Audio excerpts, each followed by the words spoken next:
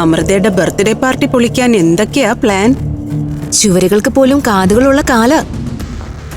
എന്ത് പ്ലാൻ ചെയ്യുമ്പോഴും നമ്മൾ അത്രയും സൂക്ഷിക്കണം. ദേ, ഇന്നിവിടെ നമ്മള് 3 പേരും അല്ലാതെ മറ്റൊരു മനുഷ്യ കുഞ്ഞുങ്ങളും ഇല്ല.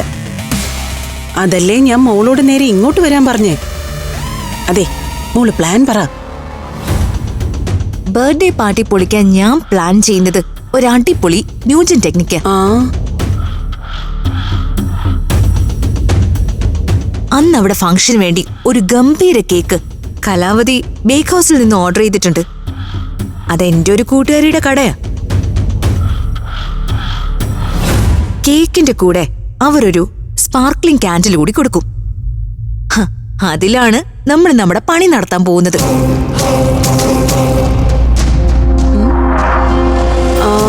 മോൾ ഇപ്പൊ പറഞ്ഞ ആ സാധനം എന്തോന്ന്?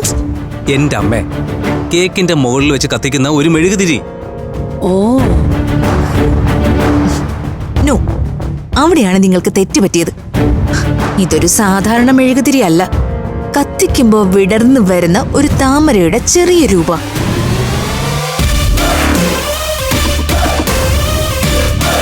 ഇതെന്താണെന്നേ ഞാൻ കാണിച്ചു തരാം.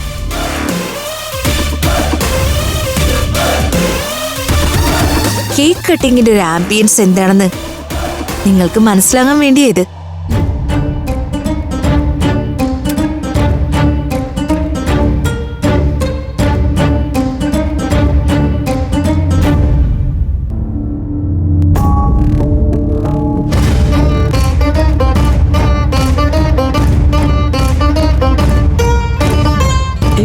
ഇത് വെച്ച് നമ്മൾ എന്ത് പണിയാ കൊടുക്കാൻ പോകുന്നേ? അമൃതയുടെ ബർത്ത്ഡേ ആഘോഷിക്കാനല്ല ഞാൻ അവിടെ പോകുന്നത്. എന്നാ കേട്ടോ, അമൃതയുടെ ബർത്ത്ഡേ ആഘോഷത്തിൽ ആ കേക്കിന് മുകളിൽ വെക്കാൻ പോകുന്നത് ദേ ഈ സ്പാർക്ലിംഗ് കാൻഡിലല്ല. പിന്നെ അവിടെയാണ് നമ്മൾ കളിക്കാൻ പോകുന്നത്. സാധാരണ സ്പാർക്ലിംഗ് കാൻഡിലിന് പകരം നമ്മൾ അവിടെ വെക്കാൻ പോകുന്നത് ഒരു ബോംബ.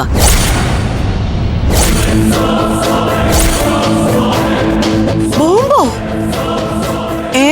അതൊക്കെ വലിയ അപകടം ഉണ്ടാക്കും.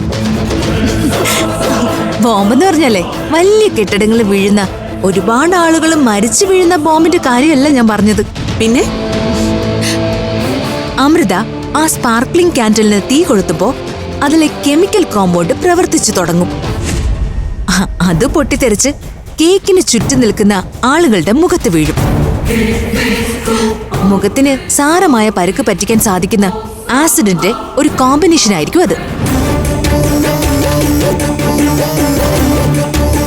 ഇതേ മുഖത്ത് വീണ പിന്നെ മനുഷ്യരൂപം കിട്ടണമെങ്കിൽ വലിയ പാടാ. അത് കൊള്ളാം. എന്തായാലും അമൃത കേക്ക് കട്ട് ചെയ്യുമ്പോ അവളുടെ അടുത്ത് തന്നെ അഭിമന്യം കാണുമല്ലോ. അവന്റെ മുഖത്തും വീഴണം ഈ ആസിഡ് മഴ.